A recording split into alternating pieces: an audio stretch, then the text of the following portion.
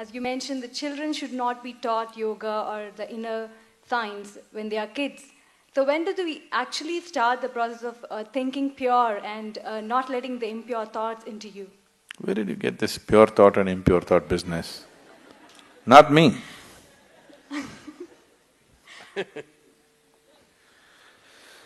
Thought, whatever kind of thought you have, whatever thought you generate on your mind is only coming from the data that has already been fed into you, isn't it so? You can use it, permutations and combinations of it, and produce million varieties, but essentially thought is coming from the data that has already been fed into you. If you go about sifting in the mind, what is pure thought, what is impure thought, oh, you will go.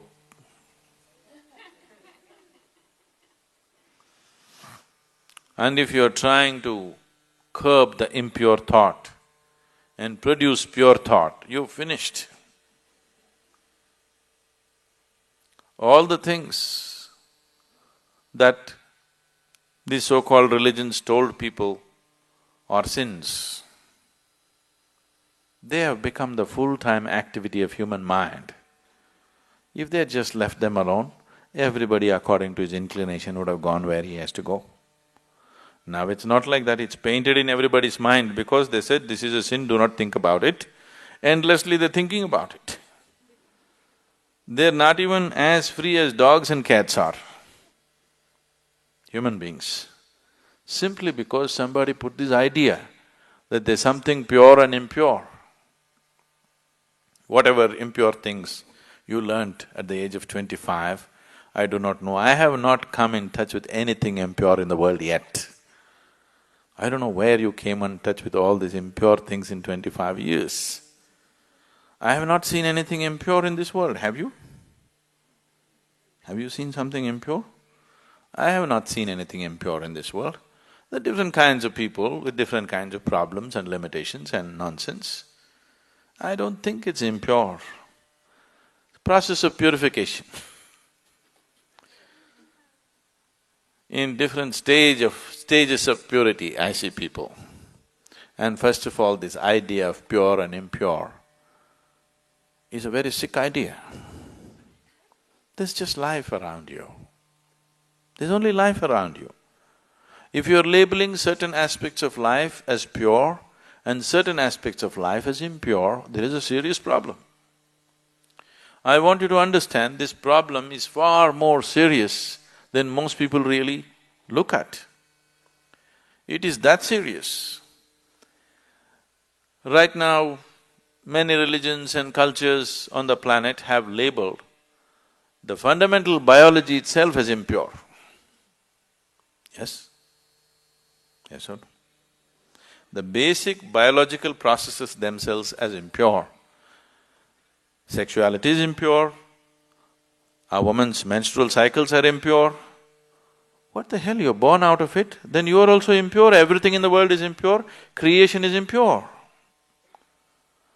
If you like that word, you can use it. But who are you to decide what is pure and impure? This is the way life is made, isn't it? It all depends on how you do what you do, isn't it? With how much awareness you approach it. The same things can become beautiful, the same things can become ugly, depending upon who is doing it and how he is doing it, isn't it so? Yes. Something as simple as eating. Eating can be a beautiful experience, not just for nourishment, even as an experience, it can be a beautiful experience. Somebody eats like this, you just look at that whack. Everything can be done like this, isn't it so? Who is doing it? How it is being done? That's what makes the difference. So this prejudice as to what is pure and impure has destroyed this humanity in such a bad way. Pure thoughts and impure thoughts, oh, if you sift through this, you've finished. All thoughts are just junk, okay? Essentially, they're coming from the limited experience of past. These thoughts are useful for your survival process. You picked up some amount of information, you want to survive in the world, this information is useful. If you're looking at life itself, these thoughts are meaningless. What happened yesterday actually has nothing to do with what's happening right now in this moment, isn't it so? But in terms of your survival in the world, you need to remember a few things. You need to use your old knowledge to earn your living on the planet. But in that, don't brand something as pure and impure. This can completely freak your life out. There's nothing pure, there's nothing impure. Life is just the way it is. It's for you to make it wonderful or make it ugly. Every aspect of your life. Yes? Every aspect of your life. You can either make it beautiful or you can make it ugly. If you're aware, you will make it beautiful. If you're doing things compulsively, you will make it ugly. Anything in your life, if you do it compulsively, it becomes ugly, isn't it so? If you do it consciously, it can be made beautiful, everything. From the smallest thing to the biggest thing, everything can be made beautiful if you do it consciously. And everything can be turned to an ugly mess if you do it compulsively.